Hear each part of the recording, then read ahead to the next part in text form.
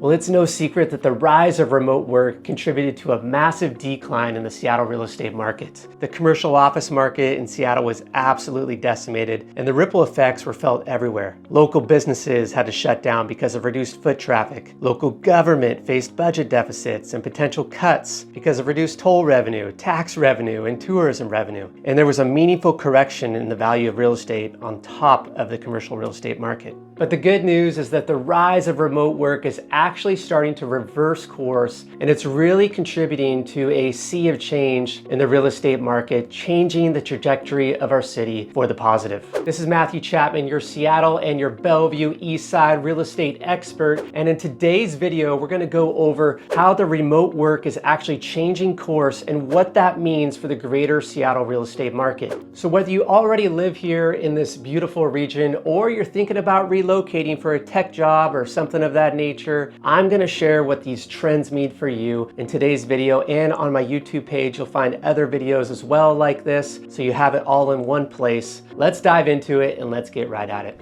So I want to start with how the rise of remote work actually contributed to this massive change in the Seattle real estate market. And really at the peak of the pandemic, Seattle saw one of the highest rates of remote work in the country, nearly triple the national average according to the census data. The concentration of tech jobs that might lend themselves more to a remote work environment, plus extremely high housing costs and rising crime and homelessness over the early pandemic years caused an increasing number of people to leave the Seattle area. Without a need to actually come into the office, people were less inclined to pay the exorbitant cost to live in the city, especially when the city conditions, if we're honest, were really getting a lot worse. And that led to some citywide struggles, particularly in the commercial heavy districts. We saw commercial vacancies go up. For example, it hit the record high, cresting at around 34%, and landlords and developers were selling off projects and buildings at costs and well below prior evaluations. We had a massive slowdown in new housing permits. Nearby restaurants and retailers, especially those in heavy commercial areas, shut down. A ton of shops actually left Pioneer Square, and the Pacific Place Mall right in downtown Seattle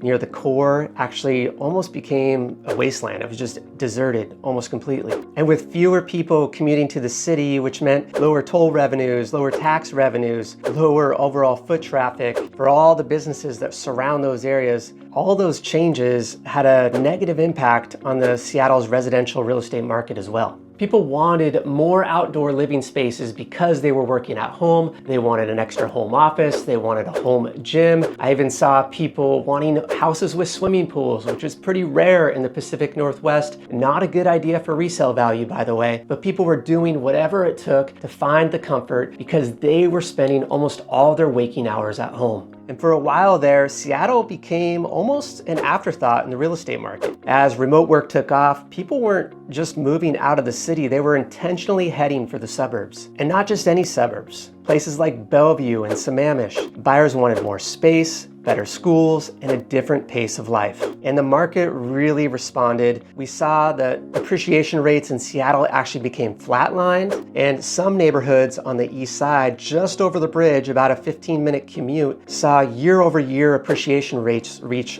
40 to 50% during the height of the pandemic. It was one of the clearest signals that we've seen that lifestyle, not location, is what was really driving demand. But luckily, thanks to a new administration, we saw efforts to clean up and revitalize the downtown area of Seattle. And also with the rise and the trends reversing itself from remote work into back to the office, we saw Amazon mandate everybody come back to the office. We saw Google do similar things. Microsoft, the peer pressure is there. People are coming back to the office in these high tech companies that have lots of employees. And so we've seen this resurgence of cleaning up the city, and we've seen people coming back to the office, and that is reversing the trends in Seattle, especially impacting the Seattle real estate market. Now, before I dive into all these changes and what's happening on a local policy level and in the real estate market, I want you to know that I make videos like this all the time. So if you want to learn more about local policies, the real estate market, make sure you subscribe to my video so you don't miss out on any future content. And if you already live here and you love this beautiful region like I do, or you're thinking about relocating to this region, and you want to stay up to date on how these changes might impact you specifically, just feel free to message me. My contact information will be right down below in the description.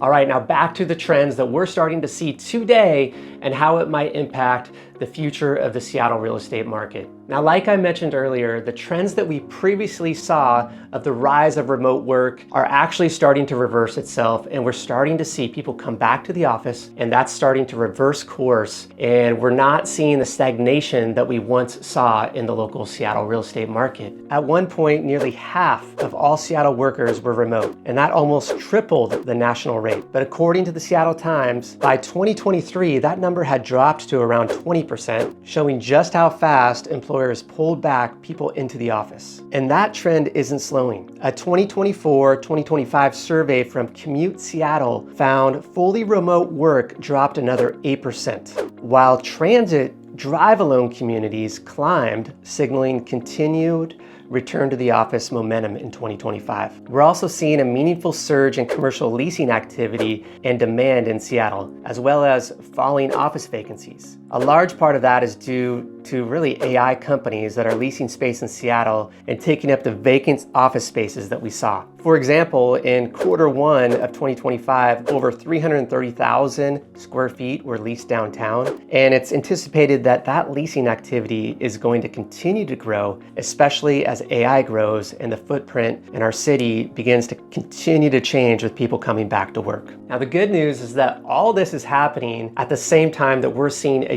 decrease in the numbers of crime in the city, unsheltered homelessness, overdose, and deaths. We're seeing major deregulation in the city that is making building housing less costly and business operation less costly in Seattle. And just like when prices flatlined in the city during the pandemic, when we saw the rise of remote work take off, now that we're seeing this reverse trend, we're starting to see the real estate values actually increase in Seattle as well. So far this year, home prices in Seattle are up 5% compared to the same time last year, and about 60% of the homes are selling at or above asking price. And they're selling faster too, spending fewer days on market than they did a year ago. These numbers just really prove that the shift that is happening, that the trend that's reversing is real, and it's showing up in the numbers, quite frankly. And what's even more shocking than that is that after years of stagnation, really the condo market is actually starting to see an uptick as well. And especially in neighborhoods like Queen Anne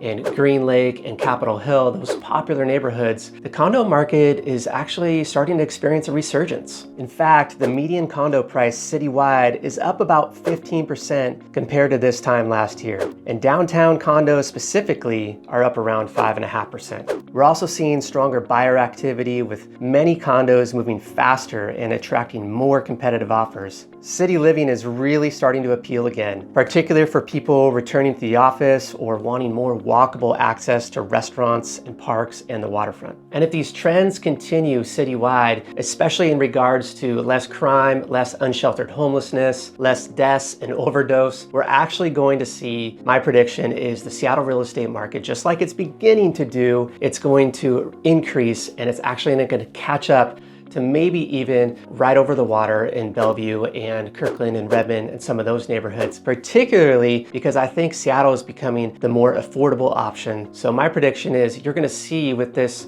reversal trend and with the affordability, you're gonna see a more highlighted return to the Seattle center and the neighborhoods that surround Seattle. And you're actually gonna see property values increase quite a bit as well. I also want to point out that because of the cost of building is so high, between long permitting timelines, high construction cost, high interest rates, Seattle has been very slow to build new condos for purchase to help alleviate the supply constraints. And because they're not really building any new single-family homes anymore, except the infill builders, inventory for Seattle single-family homes is going to be constrained for the foreseeable future. It remains especially tight in the more desirable parts of the city, in part because people really want to move there, but also because of stricter zoning laws in those areas of the city that prevent massive new development. So the data clearly shows that there is more people returning to the office, and that is actually impacting the Seattle real estate market. I had clients that during the pandemic, they wanted to move as far as an hour or two away, even to Leavenworth, Washington, because it was so beautiful, because they could work anywhere, they didn't have to come to the office. Those people are now returning back to the city because they're being mandated to come back. And in turn, the Seattle area is getting cleaned up. It's getting better than it was during the pandemic. People are starting to see the reverse course, and they're moving back to places that really offer more convenience, more walkability, more affordability, and just a greater lifestyle so that they can be close to their loved ones and their work as well. And you got to remember that this reversal, this trend towards the positive in the city of Seattle is still happening when mortgage rates are hovering around 7%. There's so much economic uncertainty right now with tariffs and with threats of war and all that's going on in our planet. And yet the fact remains is that the Seattle real estate market is still trending towards the positive. Now, you all know that I love my city. I've been here for over 40 years. I'm passionate about this place. I love the outdoors. I love the rivers. I love the mountains, but I also love my city, and I love seeing them reverse course. And I also love the fact that the reverse course is actually impacting the Seattle real estate market